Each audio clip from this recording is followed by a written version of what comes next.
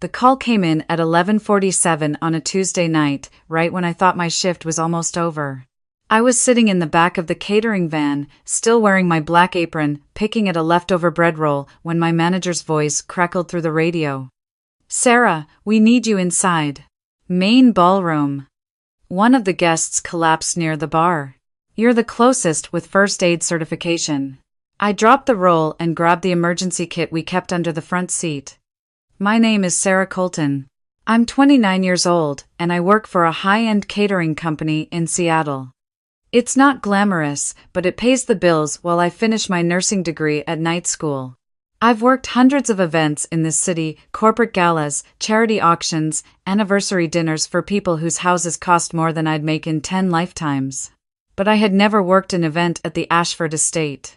The Ashford mansion sat on a hill overlooking Lake Washington, all iron gates and marble columns, the kind of place that made you feel like you were trespassing just by standing on the driveway. Tonight, it was lit up for the engagement party of Caroline Ashford, only daughter of one of the wealthiest real estate developers on the West Coast. 300 guests. A 12-piece orchestra. Champagne that cost more per bottle than my monthly rent. I pushed through the service entrance and into the ballroom. Crystal chandeliers hung from the ceiling like frozen waterfalls. The crowd had parted near the bar, where an older woman in a green gown was sitting on the floor, her face pale, clutching her chest. I knelt beside her, checking her pulse, asking her questions. Her breathing was shallow but steady. Panic attack, not cardiac arrest. I talked her through it, got her water, kept my voice calm until the paramedics arrived 10 minutes later. As they wheeled her out, I stood up, brushed off my knees, and turned to leave.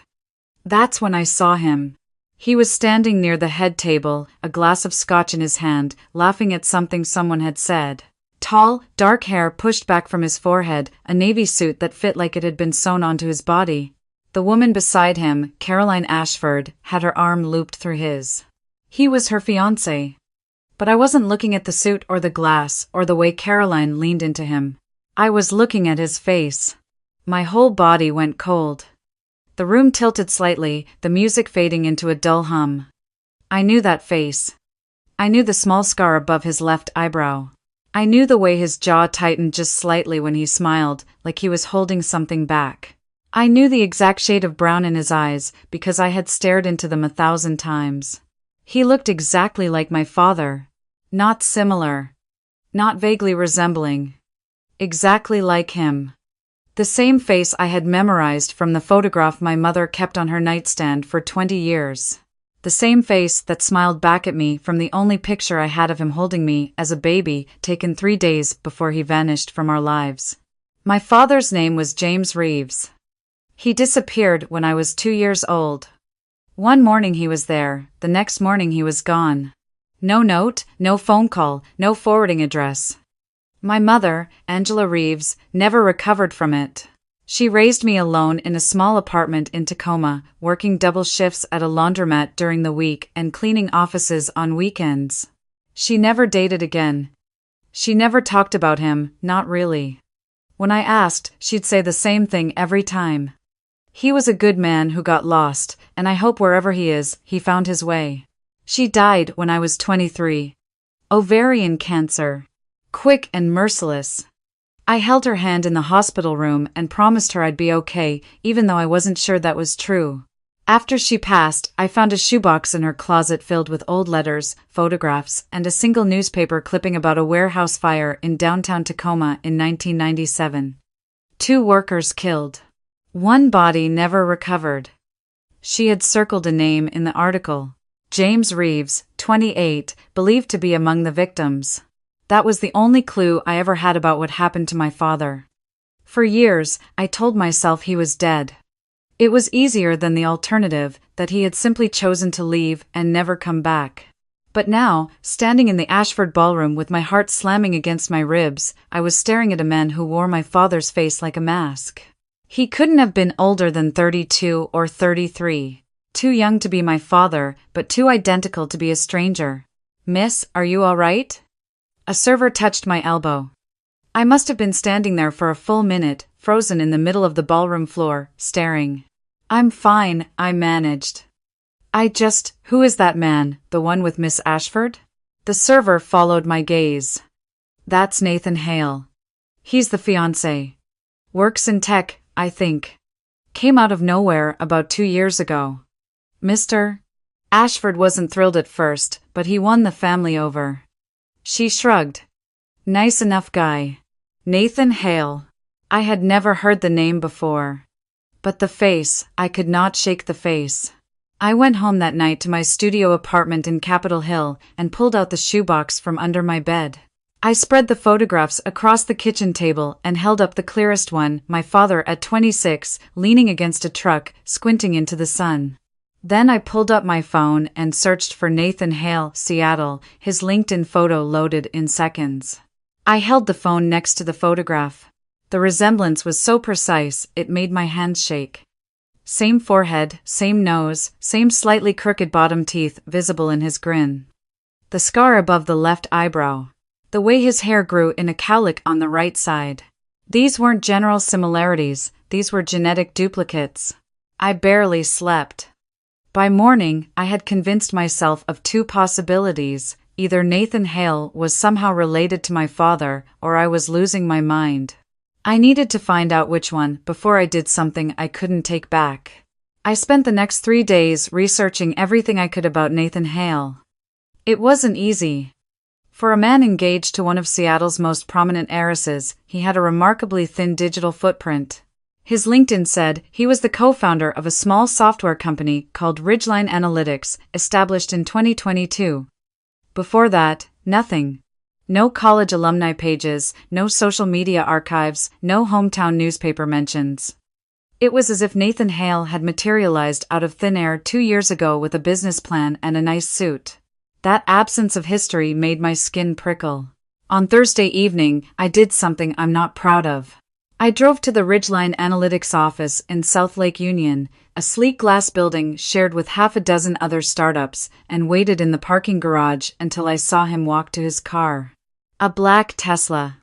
He moved casually, checking his phone, completely unaware that a woman in a 10-year-old Honda Civic was watching him from 3 rows away. I followed him.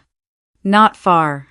He drove to a restaurant in Ballard, a seafood place on the water. Through the window, I could see him sitting alone at the bar, eating oysters, reading something on his tablet. Up close, even through glass, the resemblance was devastating. The way he tilted his head when he read, the way he rubbed the back of his neck. My mother used to describe those exact gestures when she talked about my father in her rare unguarded moments. I almost walked in, I almost sat down next to him and said, "You look exactly like my dead father, and I need to know why." But something stopped me. Fear, maybe. Or the knowledge that if I was wrong, I'd sound insane, and if I was right, I wasn't ready for what that meant. Instead, I went to the one person I trusted most. My mother's oldest friend, Diane Kowalski, lived in a small house in Tacoma near the waterfront. She had been my unofficial aunt my whole life, the woman who showed up with casseroles and birthday presents, who drove me to my mother's chemo appointments, who helped me sort through the apartment after the funeral. I sat at her kitchen table on Friday afternoon and showed her the photographs side by side. Diane put on her reading glasses, looked at both images, and went very quiet. "Where did you find this man?" she asked. "At a catering job. He's engaged to Caroline Ashford.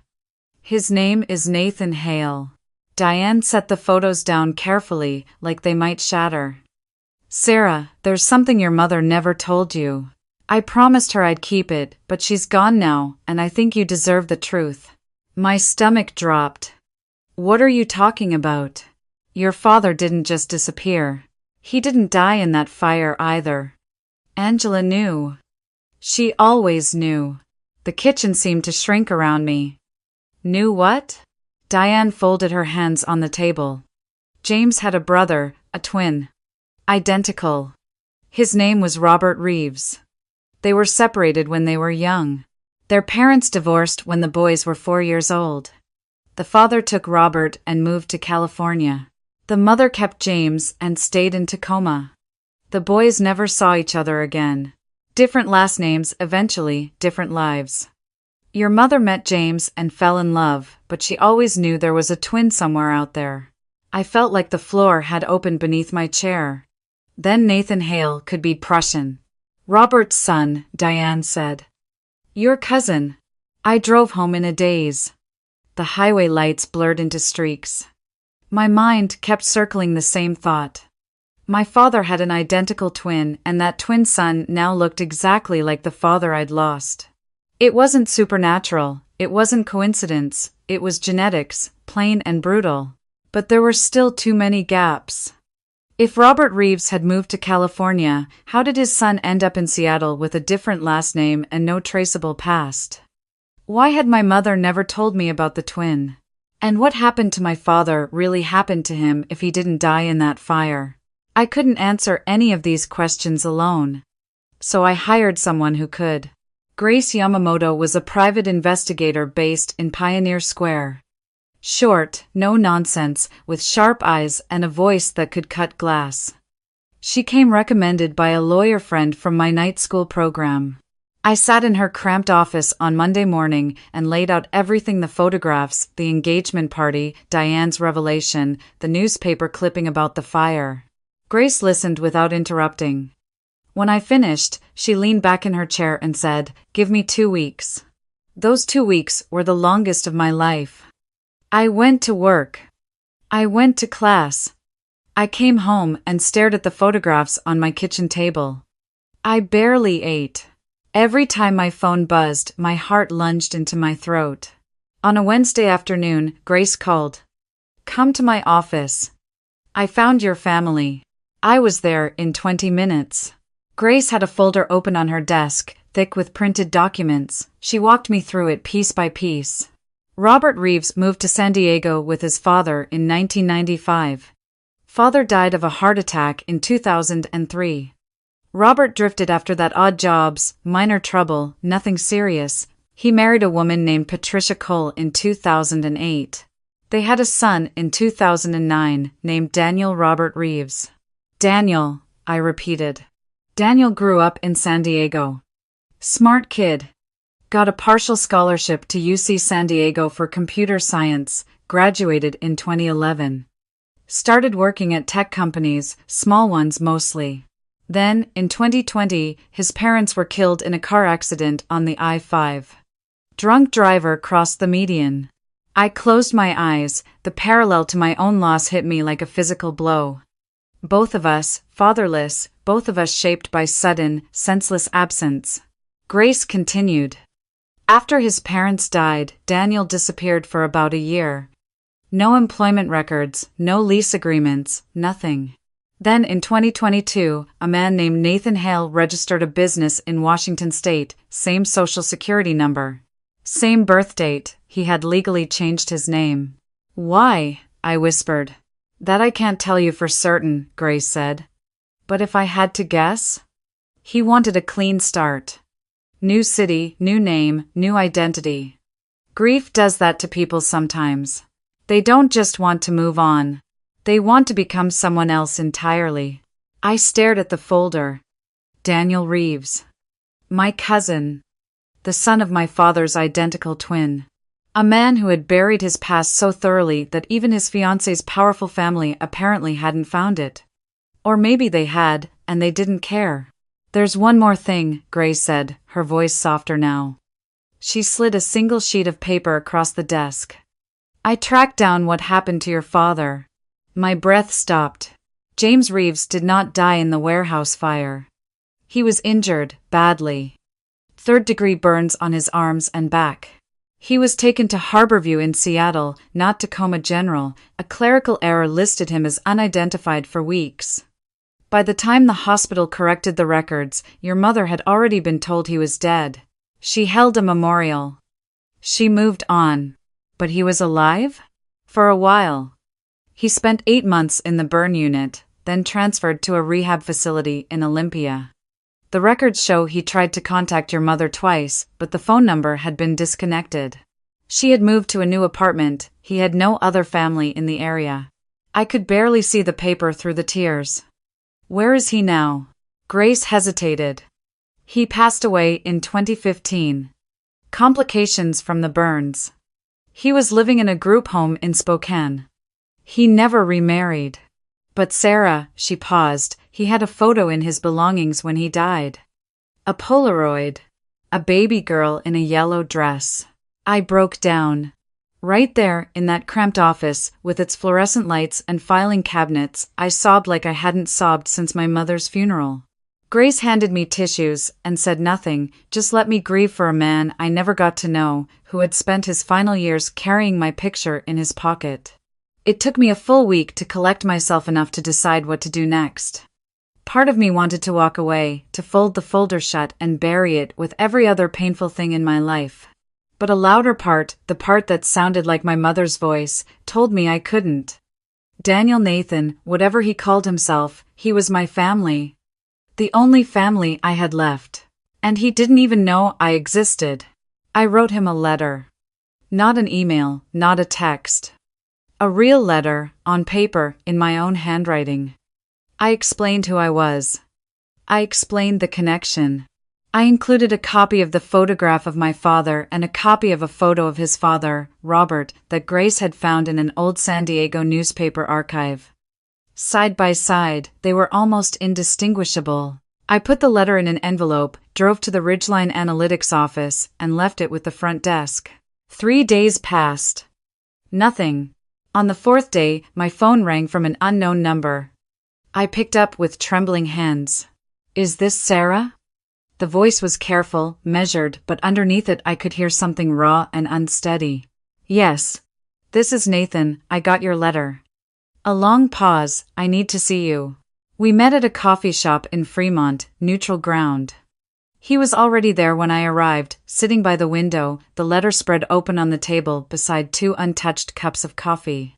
When I walked in, he stood up so fast his chair scraped against the floor. For a moment, we just looked at each other. His eyes, my father's eyes, searched my face as if reading a language he half remembered. I didn't know, he said quietly. I didn't know my father had a brother. He never mentioned it. Not once. My mother never told me either, I said. Not until after she died, and even then, it was her friend who finally said it. He sat back down slowly. After my parents were killed, I kind of fell apart. I didn't want to be Daniel Reeves anymore. Daniel Reeves was the kid who lost everything. So I picked a new name, moved to Seattle, started over. I thought I could outrun it. He looked down at the photographs. But you can't outrun your own blood, can you? No, I said, you can't. We talked for 3 hours. He told me about growing up in San Diego, about his father's quiet stubbornness, his mother's laughter, the way their house always smelled like garlic and lemon because his mom cooked Italian food every Sunday. I told him about Tacoma, about my mother's double shifts, about the shoebox of memories, about finishing nursing school in her honor. We were strangers who shared a bloodline, 2 people shaped by the same loss from opposite ends of it. And somehow, sitting in that coffee shop with the rain streaking down the windows, I felt less alone than I had in years. But there was a complication, and her name was Caroline Ashford. Nathan told me that Caroline didn't know about Daniel Reeves. She didn't know about the name change, the dead parents, the year of drifting. She knew Nathan Hale, the confident tech entrepreneur, the man her father had reluctantly approved of after months of scrutiny. If her family finds out I lied about my past, Nathan said, it's over. Her father already thinks I'm not good enough. If he learns I changed my name, that I hid where I came from, he'll call off the engagement, and he'll make sure everyone in this city knows about it. But you can't build a marriage on a lie, I said. She deserves to know who you really are. He flinched, but he didn't argue. The truth came out 2 weeks later, though not the way either of us planned. I had been invited to the Ashford Estate for dinner. Nathan's idea, he wanted to introduce me as his cousin, to start pulling back the curtains slowly, carefully. Caroline had been warm on the phone, genuinely excited to meet someone from Nathan's family, since he'd always told her he had none left. The dinner started well. The dining room was enormous, all dark wood and candlelight. George Ashford sat at the head of the table, his wife Margaret beside him. Caroline sat next to Nathan, glowing, asking me questions about my work, my schooling, my life in Seattle. I liked her immediately. She was kind in a way that felt unforced. Then George leaned forward, swirling his wine glass. "So, Sarah, you're Nathan's cousin." Funny, he told us he had no living family. The table went quiet. Nathan set down his fork. "George, there's something I need to tell you. All of you." What followed was the hardest conversation I've ever witnessed. Nathan told them everything: his real name, his parents' death, the name change, the year he spent trying to disappear. He told them about my father, about the twin brothers separated as children, about the fire and the loss and the decades of silence. He told them about me, how I had found him at the engagement party, how a catering server had stumbled onto a family secret that had been buried for 30 years. Caroline's face went through a dozen emotions in the span of 5 minutes. Shock, confusion, hurt, and then something I didn't expect: understanding. She reached across the table and took his hand. George Ashford was less forgiving. His face had turned the color of old brick. "You lied to my family. You came into this house under a false name." "I came into this house as myself," Nathan said evenly. "The name was different, but the person was the same. I changed it because I was broken, not because I was hiding something criminal. I'm not ashamed of who I was. I was ashamed of how much it hurt." George stared at him for a long time. Then he looked at me, and I could see him calculating, weighing, deciding. "And you," he said. "How do I know this isn't some kind of scheme?" I met his eyes. "Mr. Ashford, 6 months ago I was serving appetizers at your daughter's engagement party. I'm a catering worker and a nursing student. I don't have a scheme. I have a shoebox of old photographs and a dead mother who never got to tell me the truth. I'm not here for your money. I'm here because he's the only family I have left, and I think your daughter deserves to marry a man who isn't carrying a secret that will eat him alive." Margaret Ashford reached over and put her hand on her husband's arm. "George," she said softly. "Enough." The rest of that evening was quiet, fragile, like walking on thin ice and listening for the crack. Caroline and Nathan talked for hours in the garden after dinner.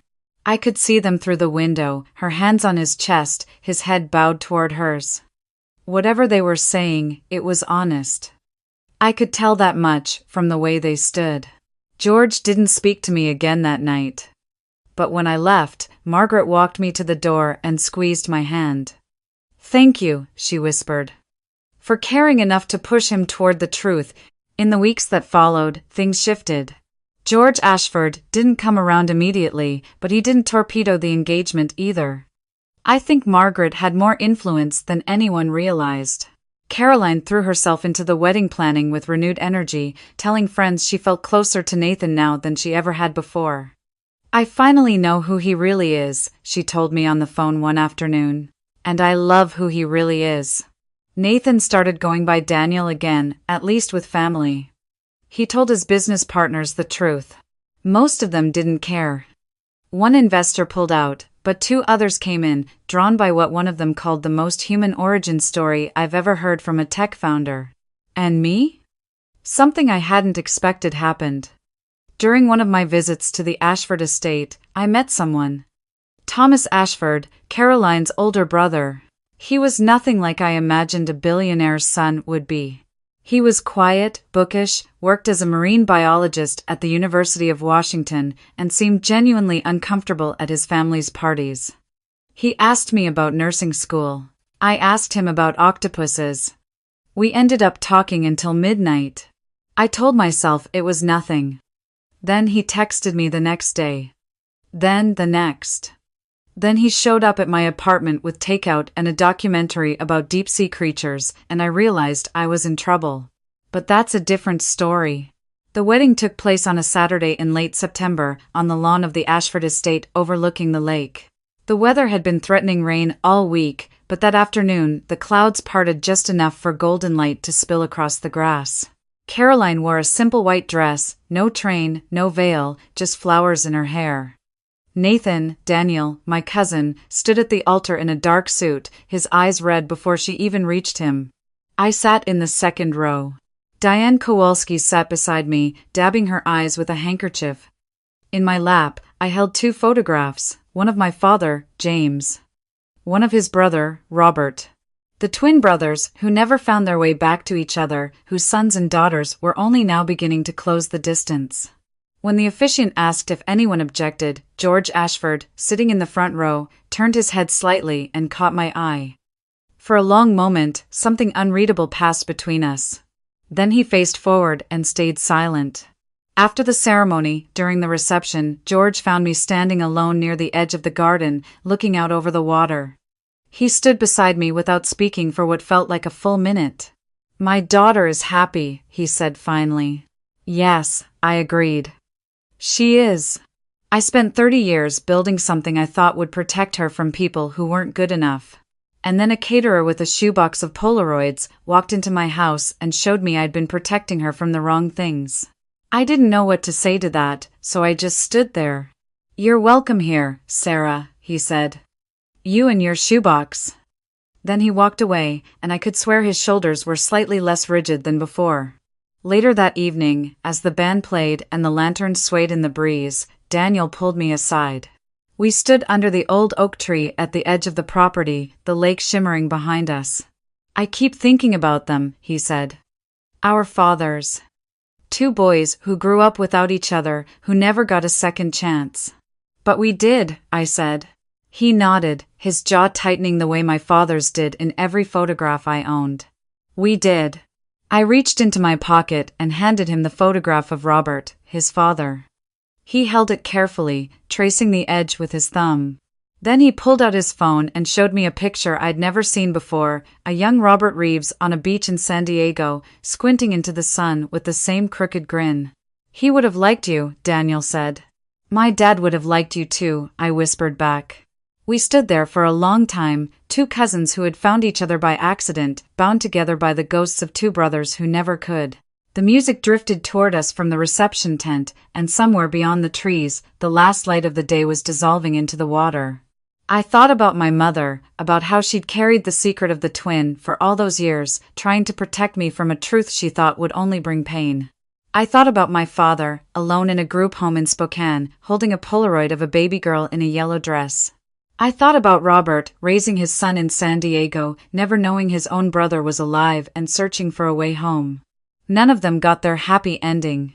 But standing there under that oak tree, with my cousin beside me and the sound of laughter rising from the party behind us, I realized something my mother had been trying to tell me all along. Sometimes, the people we lose don't really leave. They just wait, scattered across time and silence, until someone stubborn enough comes along and gathers up the pieces. And if you're lucky, if you're patient, and if you refuse to stop looking, those pieces start to fit together again in ways you never expected. The wind picked up off the lake, carrying the scent of pine and salt. Daniel put his arm around my shoulder, and I leaned into him, this stranger who shared my blood, this family I almost never found. And for the first time since I was 23 years old, I felt like I belonged somewhere.